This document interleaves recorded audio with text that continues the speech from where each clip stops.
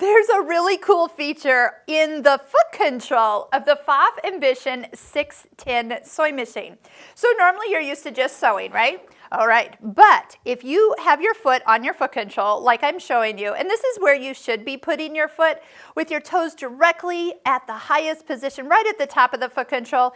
If you're sewing and you just have your toes about halfway up, it's actually really hard to press down to make it go, but if they're at the top, it's much easier. So here's what I wanted to show you, is with your sewing machine, you can set it so the needle stops up or it stops down in the fabric, your choice, whatever you like.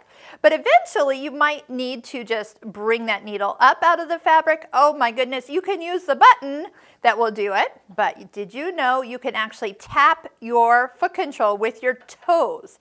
So with a quick tap, it will take a half a stitch. A quick tap again, it's going to take a half a stitch and sink the needle down. So if you were trying to get really close to an area, you can just do it with your foot control and a quick tap of your foot. So just know that's there. You could also do it with your needle up, needle down button as well. So I love the feature that this foot control has on this particular Pfaff sewing machine.